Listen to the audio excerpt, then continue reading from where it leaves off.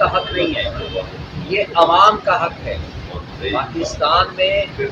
یا ہمارے surrounding countries میں اگر آپ دیکھیں گے 70% سے زائد آبادی ان پڑھ ہے۔ اب ایک ان پڑھ آدمی کی پہچان کیسے ہوگی کہ میں نے کس کو ووٹ دینا ہے، میں نے اپنا حق کی حکمرانی کس کے ہاتھ میں دینا ہے، جو کہ جمہور کا فیصلہ ہی جمہوریت کہلاتا ہے۔ اگر آپ جمہور کو ڈپرائیو کر دیں کہ وہ اپنے بنیادی حق سے محروم ہو جائیں تو یہ جمہوریت نہیں کہلائے گی، یہ جمہوریت کے نام پہ وہ تماشا کہلائے گا۔ جسٹس اعجاز انور پشاور ہائی کورٹ کے جج صاحب نے بڑا اچھا سوال کیا جس کا کوئی جواب نہیں تھا۔ وہ شکایت کنندہ جو ہمارے خلاف گئے ہوئے ہیں وہ یہ تھا کہ آپ کو جب پی ٹی آئی میں اپنے آپ کو آپ کلیم کرتے ہیں تو آپ کو تو چاہیے تھا کہ آپ یہ کہتے کہ انٹرا پارٹی الیکشن کرائیں لیکن بلے کا نشان واپس نہ لیں۔ آپ تو اس بات پہ آئے ہیں کہ بلے کا نشان واپس لے لیا جائے، تو لہٰذا آپ پارٹی کے اندر ہیں یا پارٹی کے مفاد کے خلاف کام کر رہے ہیں؟ تو میں سمجھتا ہوں کہ یہ بہت پرٹیننٹ اور امپورٹنٹ کوشچن تھا۔ اس سے یہ ثابت ہوتا ہے کہ کچھ لوگ پراکسی حرکتیں کر کے کسی اور کا ایجنڈا لے کر کے بلے کے نشان سے قوم کو، عوام کو اور پی ٹی آئی کو محروم کرنے کی سازش کا حصہ بن کے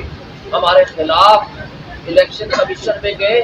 لیکن بدقسمتی سے الیکشن کمیشن اس وقت سہولت کاری کر رہا ہے اس مافیا کو واقعہ دینے کے لیے، اس شہنشاہ کرپشن نواز شریف اور اس کے لواحقین کو یہ بینیفٹ دینے کے لیے کہ کسی طریقے سے کمپٹیٹو پروسیس سے سب سے بڑی political party P T I کو وہاں سے آؤٹ کر دیا جائے۔ کل ہی پرسوں ہی میرے حلقے سے جو کہ NA47 سے میں الیکشن لڑ رہا ہوں، ہمارے ایک دوست سوشل میڈیا کے اس نے سروے کیا جو کل آپ نے دیکھا ہوگا، جس میں 90% ہمارے ساتھ عوام اور قوم کھڑی ہے پی ٹی آئی اور ہم میرے ساتھ کھڑی ہے، جبکہ اس کے مد مقابل 10% سے بھی کم پی ڈی ایم کی تمام جماعتوں کو وہ ووٹ ملے۔ وہ پورے ایریا اور حلقے کا یہ ایک سروے تھا، اور پھر جب سروے ہمارے حق میں آنے شروع ہوئے، اس کے باوجود کہ الیکٹرانک میڈیا میں ہمارے اوپر بہت ساری پابندیاں عائد ہیں، کچھ نادیدہ لوگوں کے کہنے پہ یا مافیا کے ساتھ آشیرواد کرتے ہوئے، لیکن اس کے باوجود جب انہوں نے اور سنو ٹی وی نے اور کئی ٹی ویز نے جب وہ سروے جاری کیے تو کیمرہ بیچ میں آ گیا سہولت کاری کرتے ہوئے کہ جناب کوئی جو ہے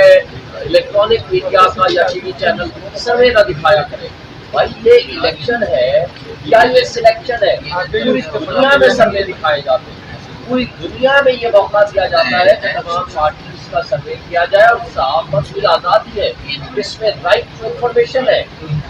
آرٹیکل 19 اس میں ہے، آرٹیکل 19A ہے کہ ہر کسی کو موقع ملے اور پتہ چلے کہ کوئی کتنے پانی میں ہے۔ تو میں سمجھتا ہوں کہ آج جو سازشیں پی ٹی آئی اور پی ٹی آئی کے لیڈرز اور پی ٹی آئی کے ورکرز کے خلاف ہو رہی ہے، یہ بہت قابل مذمت ہے۔ صرف یہی نہیں بلکہ اس کے ساتھ آپ نے پچھلے 15 دن کا ملاحظہ کیا، نامینیشن فارم جیتنے، اسکینڈل پروپوزر کو اٹھانے، اغوا کرنے، تشدد کرنے، کینڈیڈیٹس کے اوپر تشدد کرنے، ان کو اٹھانے، اغوا کرنے، ان کو گرفتاریاں، یہ سارے اس پروسیس کا حصہ رہی۔ اور جس ووٹ کے حساب سے ریٹرننگ آفیسر نے ہمارے نامینیشن فارم ریجیکٹ کرے مضبوط دینے، میں سمجھتا ہوں کہ یہ نہایت قابل مذمت حرکت ہے، یہ آئین کی خلاف ورزی ہے، یہ قانون کی خلاف ورزی ہے، یہ آئین اور جمہوریت کا تماشا کرنے کے برابر ہے۔ بات کرتے ہیں ان کو گرفتاریاں، یہ سارے اس پروسیس کا حصہ رہی۔ اور جس ووٹ کے حساب سے ریٹرننگ آفیسر نے ہمارے نامینیشن فارم ریجیکٹ کرے مضبوط دینے، میں سمجھتا ہوں کہ یہ نہایت قابل مذمت حرکت ہے، یہ آئین کی خلاف ورزی ہے، یہ قانون کی خلاف ورزی ہے، یہ آئین اور جمہوریت کا تماشا کرنے کے برابر ہے۔ دیکھیں آج ہم آگے چلتے ہیں، جو ماضی میں ہوا چھوڑ دیں فار دی ٹائم بینگ، لیکن کیا ہم فری اینڈ فیئر الیکشن کے بغیر اس ملک کی جمہوریت کو مضبوط کر سکتے ہیں؟ جواب ایک ہی ہے، نہیں۔ یا فیئر ٹرانسپیرنٹ الیکشن کے بغیر ملک کی معیشت کو درست کر سکتے ہیں؟ جواب ہے نہیں۔ یا فری اینڈ فیئر الیکشن کے بغیر سیاسی عدم استحکام کو ختم کر سکتے ہیں؟ اس کا جواب ہے نہیں۔ تو پھر جواب ایک ہی ہے کہ جو شخص، جو ادارہ، جو لوگ اس ملک کے ساتھ مخلص ہیں، ان کے لیے ایک ہی ہدایت اور نصیحت ہے کہ آئیں اس ملک کی جڑیں کھوکھلی کرنے کی بجائے، اس ملک کے اکائیوں کو کمزور کرنے کی بجائے آئیں ہم مضبوطی کے ساتھ اس ملک کو مضبوط کریں، اور اس کا واحد حل فری اینڈ فیئر الیکشن ہے۔ اس لیے کہ آپ کے پاس ڈالر کا انفلو کب آئے گا؟ جب آپ ایک مستحکم حکومت بنائیں گے جس کو پبلک کی سپورٹ حاصل ہوگی۔ اس لیے کہ آپ کو جب سخت فیصلے کرنے ہوں گے تو پبلک کی سپورٹ کے بغیر نہیں کر سکیں گے، ورنہ جو تماشا ہم نے 18 مہینے میں پی ڈی ایم کی حکومتوں کے درمیان دیکھا، اس ملک کو ڈفالٹ کے قریب لے گئے، تو اس سے زیادہ بدتر صورتحال ہوگی، کیونکہ جھوٹے لگنے اور سیاسی یقین اگر ہمارے سروں پہ مسلط کرنے کی کوشش کریں گے تو اس کا انجام یہ ہوگا کہ آج آپ کا ڈالر انفلو بند ہو، آج آپ کی مہنگائی اپنے کچھ پہ، آج بجلی کا ریٹ آپ دیکھ لیں، پیٹرول کو دیکھ لیں، ڈالر کا ریٹ دیکھ لیں،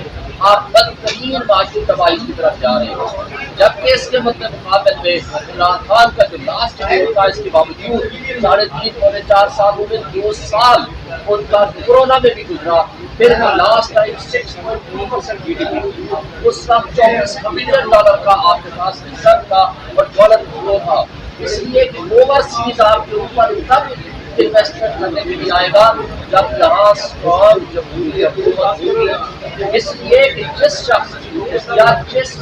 پرسنالٹی کے یا جس پارٹی کے لیڈر کے پیسہ باہر کھڑا ہوگا، جس کی انویسٹمنٹ باہر ہوگی، اس کا آپ جس وقت سے لوگوں کو کہے گا کہ اپنا پیسہ لے کر آئیں، یہاں پر انویسٹ کریں، وہ کہہ نہیں سکتا۔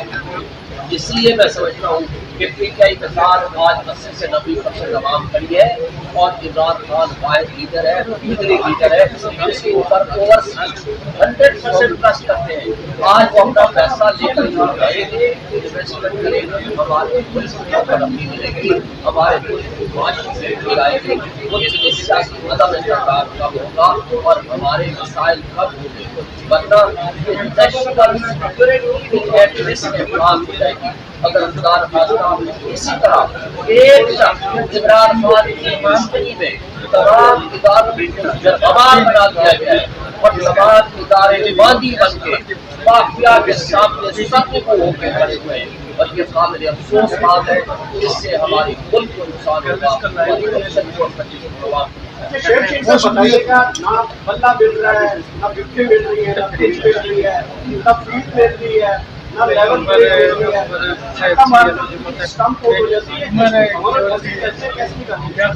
آج بھی تھر تھر کانپ رہے وہ لوگ جو ہمیں بندے کا نشان نہیں لینے دیتے۔